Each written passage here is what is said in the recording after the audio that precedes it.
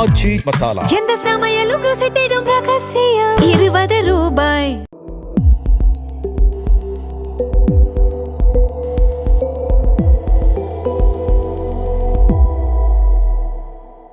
தமிழ் தடம் நேயர்களுக்கு வணக்கம். நம்மோடு உரையாட ஊடகவியலாளர் திரு கேப்ரியல் இணைந்திருக்காங்க. வாங்க பேசலாம். வணக்கம். வணக்கம்.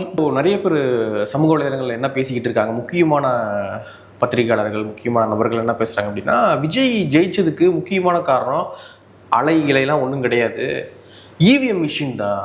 இவிஎம் மிஷினில் கோல்மால் பண்ணி விஜய் அவர்கள் இப்போது 108 நம்பர் வாங்கியிருக்காரு. ஸோ இது விஜய் அலையெல்லாம் ஒன்றும் கிடையாதுங்க, இவிஎம் மிஷின் ஃபால்ட்டு, அது ஒரு பிரச்சனைக்குது அப்படின்றாங்க. திமுக மட்டும்தான் தமிழ்நாட்டில் ஜெயிக்கணும், திமுக ஜெயிச்சா மட்டும்தான் நியாயமான வெற்றி, வேற யார் ஜெயிச்சாலும் அது இவிஎம் தான். இந்த பேச்சை முதல்ல நிப்பாட்டணும். இப்போ எனக்கு விஜய் ஜெயிச்சது எனக்கு விருப்பம் கிடையாது. எலெக்ஷனுக்கு முன்னாடி நம்ம விஜய்க்கு எதிராக தான் பொலிட்டிக்கலாக நம்ம பேசிக்கிட்டு இருந்தோம். இப்போவும் இந்த மாற்றம் நடந்திருக்குன்றதை நம்ம அங்கீகரிக்கிறோம். அதை நான் ரெகக்னைஸ் பண்ணி தான் ஆகணும். எனக்கு பிடிக்குதோ பிடிக்கலையோ ஒரு மாற்றம் ஏற்பட்டிருக்கு. மக்கள் கிளியர் கட்டாக பிளான் பண்ணி விஜய்க்கு ஓட் போட்டிருக்காங்க. எனக்கு பிடித்த மாற்றமா பிடிக்காத மாற்றமான்றது செகண்டரி. ஆனால் அதை ரெஸ்பெக்ட் பண்ணணும், அதை நான் அங்கீகரிக்கணும். அதை நான் ஏற்றுக்கவே மாட்டேன், அதுக்கு எதிராகவே தான் நான் பேசிக்கிட்டு இருப்பேன். அந்த மாற்றம் நடந்ததே நான் ஏற்றுக்க மாட்டேன்னா அது எப்படி? இது ஃபேக்ட் இது. ஸோ இப்படி ரெகுலராக இப்படி ஒவ்வொரு எலெக்ஷன்லையும் பேசுறது ரொம்ப அருவருப்பாக இருக்குது. இதை ஸ்டாப் பண்ணணும். இப்போ நான் ஒரு விஷயம் பேசுகிறேன்னா அதுக்கு ப்ரூஃப் வேணும், ஏதாவது ஒரு முகாந்திரம் இருக்கணும். எதுவுமே இல்லாமல் நான் பாட்டுக்கு பேசிக்கிட்டே இருக்க முடியாது. இவிஎம் ஃப்ராட் நிஜமாவே நடந்ததுன்னா யார் சொல்லணும்? முதல்ல அதை தோத்த கட்சி சொல்லணும். திமுக சைலண்டா இருக்காங்க, திமுக ஆதரவு யூடியூபர்ஸ் பேசிக்கிட்டு இருக்காங்க, திமுக ஆதரவு பத்திரிகையாளர்கள் பேசிட்டு இருக்காங்க. முதல்ல திமுக வாயை திறக்கணும். இதனால பாதிக்கப்பட்டது நான் கிடையாது, நீங்க கிடையாது, பேசுற அந்த பத்திரிகையாளர் கிடையாது. பாதிக்கப்பட்டது நீங்க சொல்றது உண்மையா இருக்குமே ஆனால் பாதிக்கப்பட்டது திமுக, அப்புறம் அதிமுக. அவங்க குவைட்டா இருக்காங்க. என்ன அவ்வளவு நல்லவர்களா என்ன? இவிஎம் மிஷினை யூஸ் பண்ணி ஃப்ராடுத்தனம் பண்ணி ஒரு கட்சி ஜெயிக்குதுன்னா அதை வேடிக்கை பார்த்துட்டு இருக்கிற அளவுக்கு இவங்க எல்லாம் நல்லவர்களா என்ன? உயிரை கொடுத்து சண்டை போட்டு இருக்க மாட்டாங்க. ஆனால் நீங்க ஏன் இப்படி புதுசா இந்த மாதிரியான சாக்கு போக்குகளை கண்டுபிடிக்கிறீங்க? இதை நான் பேசுறதுக்கான காரணம் என்ன? லட்சக்கணக்கான பேர் இந்த மாதிரி வீடியோஸ் பாக்குறாங்க, பார்த்துட்டு நம்புறாங்க. கரெக்டுங்க, இவிஎம் சதி கண்டிப்பா நடந்திருக்குங்க. இப்ப நான் எப்படி பார்க்கணும், நான் வேற ஒரு சர்க்கிள்ல இருக்கேன், இன்னொரு பெரிய சர்க்கிள் இருக்கு, அவங்க தாவைக்கா வேணும்னு நினைக்கிறாங்க. எனக்கு அந்த சர்க்கிளோட தொடர்பு இல்லை. ஸோ அங்கே நடந்த மாற்றங்களை என்னால் புரிஞ்சுக்க முடியல. நான் கொஞ்சம் ஐசோலேட்டாக இருந்தாலும் எனக்கு பெருசாக தெரில. ஆனால் மாற்றம் நடந்திருக்கு. எனக்கு எலெக்ஷன் ஓட்டு போடும்போது எனக்கு கொஞ்சம் புரிஞ்சிருச்சு. எலெக்ஷன் ஓட்டு போட்டதுக்கப்புறம் ஒரு ஹைப் கிரியேட் ஆச்சு. அவங்க ஒரு எனர்ஜியை கொடுத்தாங்க. அவங்க ரைட்டு, அப்பவே சரி நம்ம அண்டர் எஸ்டிமேட் பண்ணிட்டோம், நம்ம நினைச்சதை விட இவங்க கொஞ்சம் ஸ்ட்ராங்காக தான் இருக்காங்க.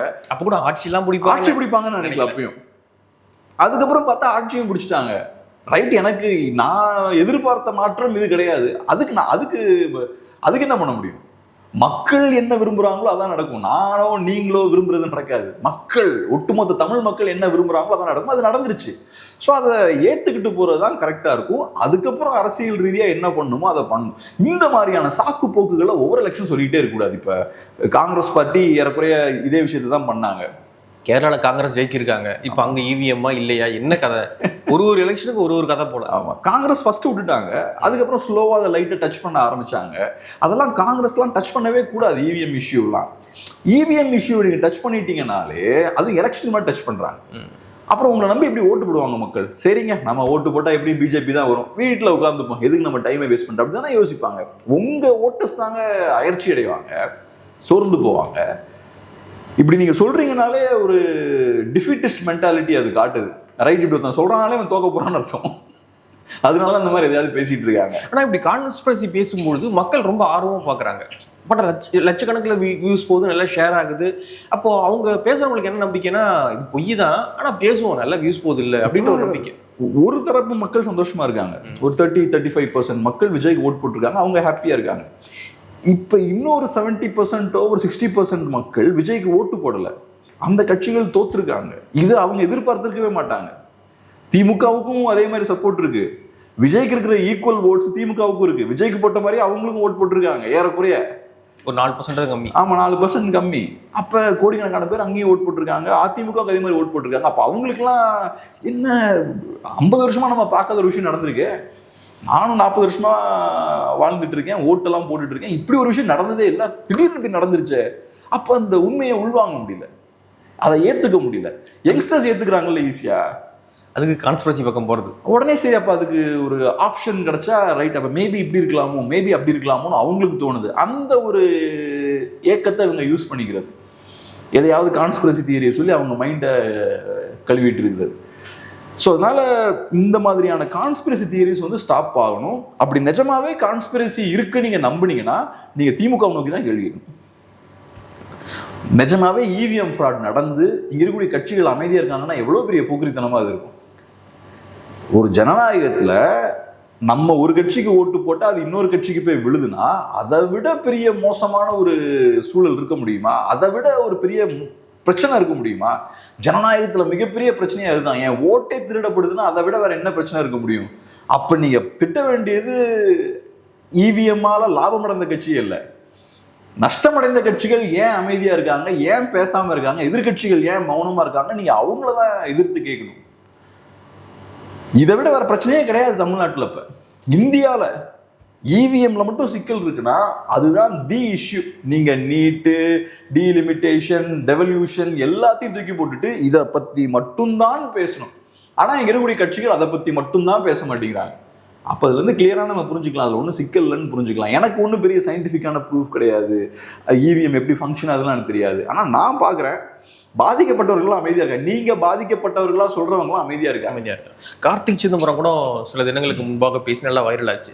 எனக்கு ஒன்றும் பிரச்சனை இல்லைங்க, நான் வாக்குச்சீட்டு முறை இருக்கும்போதும் போட்டிக்கிட்டு இருக்கேன், அப்பயும் ஜெயிச்சிருக்கேன் தோத்துருக்கேன், இப்பயும் நான் ஜெயிச்சிருக்கேன் தோத்துருக்கேன், எனக்கு இதுலயும் பிரச்சனை இல்லை அதுலயும் பிரச்சனை இல்லை, இது சும்மா கான்ஸ்பிரசி தான் நம்ம கிளப்பிட்டு இருக்கோம், இதை பத்தி பேசிட்டு இருக்காதீங்க, இதெல்லாம் நிறைய தடவை பேசிட்டாரு அப்படின்னு இதை வந்து அவர் பேசியிருக்காரு. ரொம்ப ஈஸியாக ஒரு எக்ஸாம்பிள் கொடுக்குறாரு. என்ன அப்படின்னா, ஒரு ஃபோனை ஒருத்தவங்களால ஹேக் பண்ண முடியும், ஆனால் ஒரு ஃப்ரிட்ஜை ஒருத்தவங்களால ஹேக் பண்ண முடியாது. அதுதான் இப்போ இவிஎம் மிஷின் அப்படின்றது ஒரு ஃப்ரிட்ஜ், அதை ஹேக்லாம் பண்ண முடியாது, ஆனால் ஒரு ஃபோன் அப்படின்றது ஹேக் பண்ண முடியும். ஸோ இப்படின்ற ஒரு சிம்பிளான உதாரணத்தை கொடுக்குறாரு. ஆனால் மக்கள் அந்த கான்ஸ்பிரசி நோக்கியே போயிட்டு இருக்காங்க. ஒரு இருக்கிற ஃபேக்டை ஏற்றுக்கணும் அப்படின்ற ஒரு மென்டாலிட்டி மக்களுக்கு இன்னும் வரல. சொசைட்டியில் ஒரு சேஞ்ச் நடந்துருச்சு. நான் பார்க்குற மக்களை நான் பாவமாக தான் பார்க்குறேன். இப்போ நமக்கே ஒரு தோல்வி ஏற்பட்டுருச்சு, ஒரு நம்மளால ஏற்றுக்க முடியாத ஒரு விஷயம் நடந்துருச்சுன்னா அதுக்கு ஏதோ சாக்குப்போக்கு தான் கண்டுபிடிக்கணும்னு நினைப்போம். மக்கள் அந்த மாதிரியான ஒரு மைண்ட் செட்டில் இருக்காங்க. நான் மக்களை பாவமாக தான் பார்க்குறேன். ஆனால் இவங்க இருக்காங்க பாருங்க, எதையாவது உட்கார்ந்துக்கிட்டு அடிச்சு விட்டுக்கிட்டு இந்த மீடியாவில் பேசிகிட்டு இருக்கவங்களுக்குலாம் கிரிட்டிக்கலாக திங்க் பண்ணுற கெப்பாசிட்டி அவங்களுக்கு உண்டு. இந்த மாதிரி ஒரு குற்றச்சாட்டு வைக்கிறாங்கன்னா அதுக்கு முன்னாடி அவங்க தாராளமாக ரிசர்ச் பண்ணலாம், அதுக்கான டைம் இருக்குது, ஸ்பேஸ் இருக்குது, அதுக்கான அறிவும் அவங்களுக்கு இருக்குது. ஆனால் அதெல்லாம் விட்டுக்கிட்டு தெரிஞ்சே மக்களை மிஸ்லீட் பண்ணுறது அவ்வளவு பொருத்தமான ஒரு விஷயமா இல்லை. ஸோ இந்த இவிஎம் கான்ஸ்பிரசியிலேருந்து வெளியே வரணும். இல்லைன்னா இந்த கட்சிகள் அதை பற்றி பேசணும், அந்த கட்சிகள்லாம் பேசணும், நம்மளும் பேசுவோம், நம்ம கண்டிப்பாக பேசுவோம். எதிர்கட்சிகள் எல்லாமே சந்தேகத்தை கிளப்புறாங்கன்னா ப்ரூஃபோட, இங்கே பாருங்க இந்த விஷயங்கள்லாம் எங்கே நடந்திருக்குன்னு ப்ரூஃபோட சந்தேகத்தை கிளப்புறாங்கன்னா நம்ம 100% நம்ம அதை எடுத்து பேசுவோம். ஆனால் எதுவுமே இல்லாமல், சம்மந்தமே இல்லாமல், எந்த ப்ரூஃபும் இல்லாமல், எந்த அடிப்படை முகாந்திரமும் இல்லாமல் சும்மா நம்ம எப்படி அடிச்சு விட முடியும்? உங்களுக்கு இருக்கிற ஒரே ஆதாரம் திமுக தோத்துருக்கு, அவ்வளோதான். திமுக தோத்தா இவிஎம் ஃப்ராடா? அது பத்தாது இல்லை. ஜெயிச்சிருந்தா அதை பேசியிருப்பாங்களா? ஜெயிச்சிருந்தா பேசிருக்கவே மாட்டாங்க. அவ்வளோதான். இது ஜெயிச்சிருந்தா திமுகவுடைய சாதனை.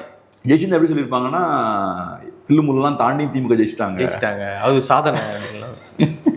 அப்புறம் இன்னொன்று சொல்லுவாங்களே, திமுகவை பொறுத்தளவில் தமிழ்நாட்டில் அவங்க இவிஎம் மிஷின் ஃப்ராடெல்லாம் யூஸ் பண்ண மாட்டாங்க, ஏன்னா பாஜகவுக்கு தெரியும் தமிழ்நாட்டில் தில்லுமுள்ளு பண்ணால் கண்டுபிடிச்சிருவாங்க, அதனால தமிழ்நாட்டை மட்டும் விட்டுட்டாங்க. இப்படி எதையாவது கதையை அடிச்சு விட்டுக்கிட்டே இருக்கு. இதுல என்ன யூஸ் இருக்கு? நேற்று வந்து கொளத்தூர் தொகுதி போயிருந்தாரு திரு ஸ்டாலின் அவர்கள். தோத்திருந்தாலும் அந்த மக்களுக்கு நன்றி சொல்லணும், வாக்களிச்ச மக்களுக்கு நன்றி சொல்லணும் அப்படின்னு போயிருந்தாரு. சேகர் பாபுலாம் கதறி கதறி அழுகுறாரு, தோக்கடிச்சிட்டீங்களே பாவிகளா அப்படின்ற மாதிரி கதறி கதறி அந்த தொண்டர்கள்லாம் அழுதுகிட்டு இருந்தாங்க. ஸோ இந்த தோல்வியை உள்வாங்கிக் கொள்ள முடியலையே. எப்படி பாக்குறீங்க இந்த திமுக தலைவர் ஸ்டாலின் அவர்களுடைய தோல்வி? இப்ப பாருங்க, அவங்க கரெக்டா இருக்காங்க பாருங்க. நீங்க இவிஎம் ஃப்ராடுன்றீங்க, அவங்க தோத்ததுக்கு அப்புறம் மக்கள்கிட்ட போறாங்க பாருங்க. ஸோ ஒரு தலைவருக்கு அவங்களோட ஹோம் கிரவுண்ட் இருக்குல்ல, அதுதான் ரொம்ப முக்கியம். ஹோம் கிரவுண்டை வந்து பாதுகாப்புன்னு நினைப்பாங்க. ஒரு மாவட்டத்தில் ஒரு பெரிய ஒரு லீடர் இருக்காருன்னா அவரோட தொகுதி தான் அவருக்கு முக்கியம் ஃபர்ஸ்ட். அதை விட்டு கொடுக்குறது அவங்களுக்கு பிடிக்காது. இபிஎஸ் எடுத்துக்கோங்க, எடப்பாடின்றது அவரோட ஹோம் கிரவுண்டு. அங்கே ஒரு தாவேக்காரர் வரும்போது திடீர்னு அவர் காணாமல் போறாரு, ஏதோ மிஸ்டேக் பண்ணிட்டாருன்னு சொல்லிட்டு கிரவுண்ட்லேருந்து அவர் காணாமல் போறாரு. அப்போ ஹோம் கிரவுண்டை ப்ரொடெக்ட் பண்ண வேண்டிய தேவை இருக்காது, ரொம்ப ரொம்ப ரொம்ப அவசியம். அதை ஒருத்தர் லூஸ் பண்ணுறாரு, அதான் ஒருத்தரோட ப்ரைடு. அதை லூஸ் பண்ணுறது வந்து நீங்கள் சிஎம்மாக இல்லாமல் இருக்கிறது கூட ஏற்றுப்பார் ஸ்டாலின் எனக்கு தெரிஞ்சு. ஆனால் அவரோட குளத்தூர் தொகுதின்றது அவரோட தொகுதி, அது அங்கே தோக்குறது வந்து மிகப்பெரிய ஒரு வீழ்ச்சி அவருக்கு. ஸோ நேச்சுரலாக கண்கலங்கி தான் இருப்பார், அதில் ஒன்றும் மாற்று கருத்து இல்லை. ஆனால் அவங்க கரெக்டாக மக்கள்கிட்ட போகிறாங்க பாருங்க, அவங்க இவிஎம் நோக்கி கை காட்டல, அவங்களுக்கு தெரியுது நம்ம ஜெயிக்கணும்னா இவங்க தான் நமக்கு தேவைன்னு தெரியுது, அவங்களோட சப்போர்ட் நமக்கு இல்லாமல் போயிடுச்சுன்னு தெரியுது. ஸோ கரெக்டாக திரும்ப அங்கே போகிறாங்க அவங்க. அப்புறம் சேகர் பாபு அழுதார் அப்படின்ற விஷயம் நீங்கள் சொன்னீங்க. எனக்கு டக்குன்னு அதை பார்க்கும்போது என் கண்ணுக்கு தோணுது என்னன்னா, சில மாதங்களுக்கு முன்னாடி தூய்மை பணியாளர்கள் ரொம்ப கஷ்டப்பட்டு வாழ்க்கையை நடத்திட்டு இருக்கக்கூடிய மக்கள், அவங்க வந்து உங்ககிட்ட சில கோரிக்கைகளை வைக்கிறாங்க. நீங்கள் எப்படி பேசுனீங்க அவங்ககிட்ட? அப்போ அவங்கள கண்ணிலலாம் எவ்வளோ கண்ணீர் இருந்திருக்கும். அப்போ நிறைய வீடியோஸ் நம்ம பார்த்தோம், கஷ்டப்பட்டு அவங்க ரிப்பன் பில்டிங் பக்கம் போராடிட்டு இருக்காங்க. அவங்களுக்கு வேலை செஞ்சால் தான் சம்பளம், வேலை செஞ்சால் தான் சாப்பாடு. பட் இருந்தாலும் அங்கே உட்காந்து போராட்டம் நடத்தினாங்க, அவ்வளோ கஷ்டங்களை ஃபேஸ் பண்ணாங்க, எவ்வளோ பேர் அப்போ கண்ணீர் விட்டாங்க. அதான் ஆட்சியாளர்கள் மக்களை கண்ணீர் சிந்த வச்சிங்கன்னா மக்கள் அப்புறம் உங்களை கண்ணீர் விட வச்சிருவாங்க. எவ்வளோ அழகாக நடந்திருக்கு பாருங்க. ஆமாம், டக்குன்னு ஒரு 6 மாதத்தில் பாடத்தை கற்றுக் கொடுத்தாங்க. அப்போ என்ன திமிரா பேசினார் சேகர் பாபு. ஆமாம் ஆமாம் ஆமாம்.